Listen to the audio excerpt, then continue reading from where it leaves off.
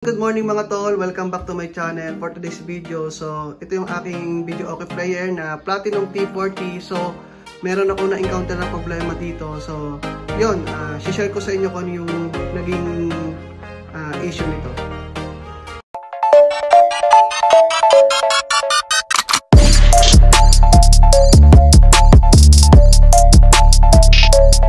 Mga tol, share ko na lang din yung na-encounter ko dito sa Platinum T40 ko na video okay player.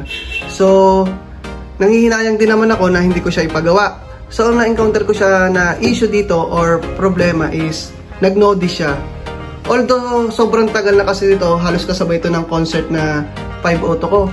Kasi nasa video okay nga siya, ginagamit ko pang video okay.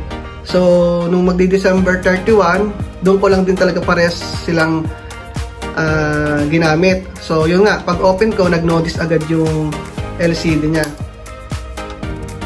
Then, yun nga, isi-share ko sa inyo kung ano yung naging issue or ano yung parts na pinalitan dito. 2 hours later. Mga tol, ito yung ipinalit na parts dito at yung nasira dito sa player na to.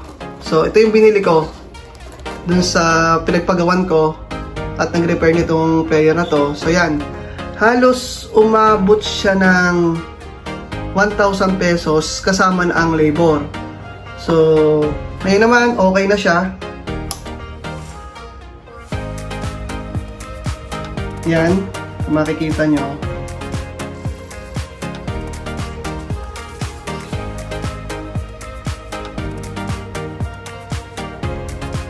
Hindi na siya nagno-notice.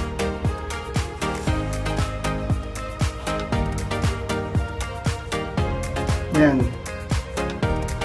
So, tingnan natin or ipapakita ko sa inyo yung laman nito, yung pinaltan na parts nito. Yung parts na nasira. Ito. Yan.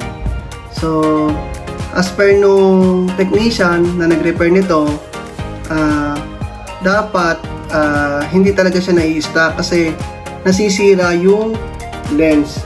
So, as per nung technician, kahit man lang sana sa isang araw, mapatakbo siya ng siguro mga 2 to 3 minutes or 5 minutes para lang hindi siya ma-stop yung lens.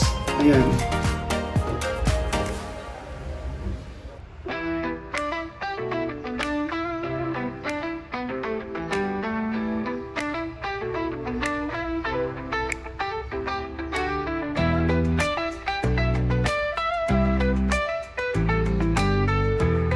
Sa mga mayroong gantong unit na Platinum T40, so ito na yung video na para sa inyo na may mapulot sana kayong konting tips. So, pasensya na din, hindi ko na kasi nakakuha ng video yung pag-repair ito. Pero as per nung nag-repair nito, kapag doon naka-encounter ka ng notice, hindi nagdadiretso yung play. So, ito yung cause niya.